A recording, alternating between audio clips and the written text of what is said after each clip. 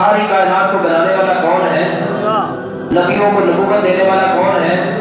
رسولوں کو رسالت دینے والا اللہ ہے۔ رسول کو رسالت دی جاتی ہے نا، پھر ان کو شریعت دی جاتی ہے۔ نبی اور رسول میں یہ فرق ہوتا ہے، نبی وہ ہوتا ہے جس کو شریعت نہ دی جائے، اور رسول وہ ہوتا ہے جسے شریعت دی جائے۔ حضور محبوب دو جہاں تاجدار کائنات، آپ نبی بھی ہیں رسول بھی ہیں۔ اللہ شریعت دیتا ہے تو پھر اللہ شریعت اپنی منشا اور اپنی مرضی کے مطابق بنا کر دیتا ہے۔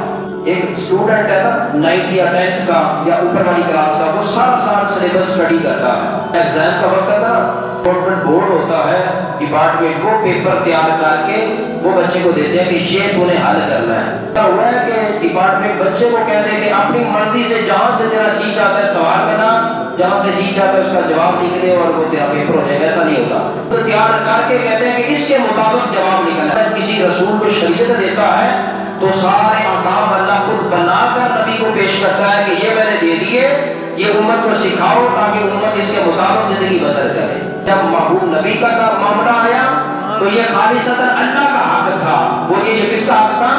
اللہ کا حق تھا کہ اللہ شریعت بنا کر رسول کو دے، لیکن اپنے محبوب نبی کا جب وقت آیا تو اللہ تعالیٰ قرآن مجید میں کیا فرماتا ہے؟ اعراف کی آیت نمبر 157 پڑھیں۔ اللہ فرماتا ہے وَيُحِلُّ لَهُمُ الطَّيِّبَاتِ وَيُحَرِّمُ عَلَيْهِمُ الْخَبَائِثَ۔ میں نے اپنے محبوب نبی کو نبی اور رسول بنا دیا، شریعت بھی ان کو دے دی، لیکن ساتھ ساتھ ان کو اپنا جو میں رب کا حق تھا چیزوں کو حلال اور حرام کرنے کا، وہ میں نے اپنے محبوب نبی کو دے دیا۔ یہ حق میں نے محبوب نبی کو دے دیا، اور قرآن کے اندر اللہ پاک نے اس بات کی گارنٹی دے دی، فرمایا کہ میرا محبوب نبی جسے چاہے حلال کر دے اور جب جس چیز کو چاہے وہ حرام کر دے۔ فرمایا یہ حق تو میں رب کا تھا، لیکن یہ میں نے اپنے محبوب نبی کو دے دیا۔ قرآن مجید میں بیان ہو گیا نا، حلال اور حرام، علت و حرمت کا حق اللہ نے دے دیا۔ ذرا دیکھیں میرے محبوب کی شان دیکھیں، کس چیز کو جب چاہے حلال کر دیں، جب چاہے حرام کر دیں، اور جس چیز کو آپ نے حلال کیا تھا اس کو جس کے لیے چاہے جب چاہے حرام کر دیں، اور جس چیز کو حرام کیا تھا اسے جب چاہے جس کے لیے چاہے حلال کر دیں۔ اس پر میں ذرا واقعات رکھنا چاہتا ہوں تاکہ بات صحیح معنی میں سمجھ میں آ جائے۔ بخاری اور مسلم کی متفق حدیث پاک ہے، رسول اکرم صلی اللہ علیہ وسلم نے جب شریعت کے احکام بیان کیے نا، حضور نے فرمایا کہ میں محمد کی شریعت کے اندر مرد کے لیے سونا پہننا حرام ہے۔ سونا پہننا بولیے کیا ہے؟ حرام ہے۔ یہ حضور نے مطلق فرما دیا کہ حرام ہے۔ اب قرآن کہتا ہے کہ میرا نبی جس چیز کو چاہے حرام کر دے اور جس کو چاہے حلال کر دے۔ یہاں فرمایا کہ میری امت کے لیے مردوں کو سونا پہننا حرام ہے، حکم شریعت آ گیا، سب نے سن لیا، یا رسول اللہ ہاں ہم نے سن لیا، مرد کے لیے سونا حرام ہو گیا۔ یہ بخاری اور مسلم کی متفق حدیث پاک ہے۔ حضور علیہ السلام نے سراقہ بن مالک سے کہا تھا، فرمایا کہ سراقہ میں محمد اپنی نگاہوں سے دیکھ رہا ہوں کہ تیرے ہاتھوں میں تو کیسر و کسرا کے کنگن پہنائے جا۔ یہ واقعہ آپ نے علماء سے سن رکھا ہوگا، میں اختصار کے پیش نظر کہہ دیتا ہوں۔ حضور جب مکہ سے مدینہ کی طرف بڑھ رہے تھے اور دشمنان رسول جو تھے انہوں نے پیچھے لوگوں کو لگا دیا جاسوسی کے لیے کہ محمد کی خبر لے کے آؤ کہ محمد کہاں ہے۔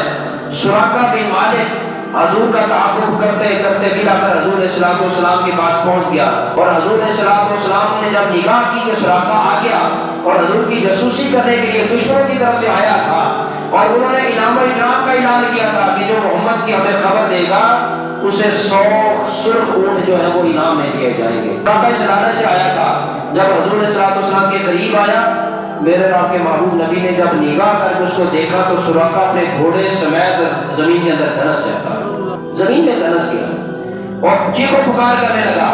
میرے محبوب سے کہنے لگا کہ یا رسول اللہ نجات دے دیں، بچا دیں یہاں سے، میں لالچ کر گیا تھا، میں حالات کا مارا ہوا تھا، غربت میں گھر میں فاقے کیے ہوئے تھے، میں لالچ میں آ گیا تھا، یا رسول اللہ مجھے یہاں سے نکال دے، نجات عطا کر دے، میں آپ سے وعدہ کرتا ہوں کہ میں واپس پلٹ کر بھی جاؤں گا اور دشمنوں کو آپ کی خبر بھی نہیں دوں گا۔ جب اس نے کہا نا کہ میں حالات کا مارا ہوا تھا، غربت ہے، جب حضور سے وعدہ کر دیا واپس پلٹنے لگا، نبی نے اس وقت فرمایا تھا، فرمایا سراقہ تو حالات کی طرح میں محمد اپنی نگاہوں سے دیکھا ہوں کہ تیرے ہاتھوں کے اندر کو کیسر و کسرا کے سونے کے کنگن پہنائے جا۔ پھر حضور علیہ السلام کی حیات مبارکہ گزر گئی، سیدنا صدیق اکبر کا زمانہ آیا، وہ گزر گیا، حضرت عمر بن خطاب کا زمانہ آیا، جب جا کر ایران فتح ہوا اور مال غنیمت مسجد نبی میں لا کر ڈھیر کیا جاتا ہے، حضرت से तलाश कर रहे हैं। सुराका को आवाज देकर पास खड़ा कर लिया, माले गनीमत से तलाश कर रहे हैं। लोगों ने पूछा कि उमर क्या तलाश कर रहे हो? फरमाया कि किस्रा के बादशाह के सोने के कंगन इसके अंदर आए होंगे, वो तलाश कर रहा हूँ। उन्होंने कहा कि तुम्हें कैसे पता है कि वो जरूर आए होंगे? फरमाया कि तुमने सुना नहीं, मेरे महबूब नबी ने सुराका को इशारा दी थी। अगर हुजूर ने फरमाया है तो अल्लाह की इज्जत के बदल आए जमीन आसमान बदल सकते हैं, मोहम्मद मुस्तफा की निकली जुबान से बात बदल नहीं करती।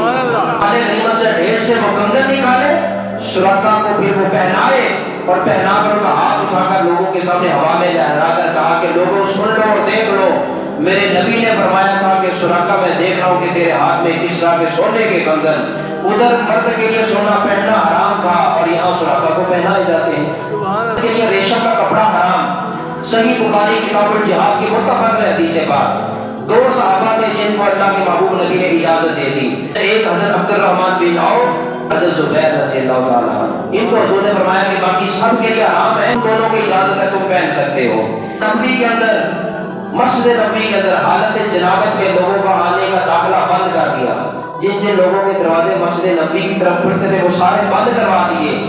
हुजूर अलैहिस्सलाम ने मौला कायनात हजरत अली का हाथ थामा और थामकर मस्जिद में लाकर लोगों के सामने फरमा दिया। फरमाया कि अली, किसी को भी मस्जिद में हालत जनाबत में आने की इजाजत नहीं, लेकिन ला यहिल्लु गैरी व गैर। फरमाया कि सिर्फ मैं मोहम्मद के लिए और तेरे लिए ये इस्तिस्ना है कि तू भी आ सकता है और मैं भी आ सकता हूँ। इसके लिए आराम कर दिया। बेशुमार मिसालें हैं।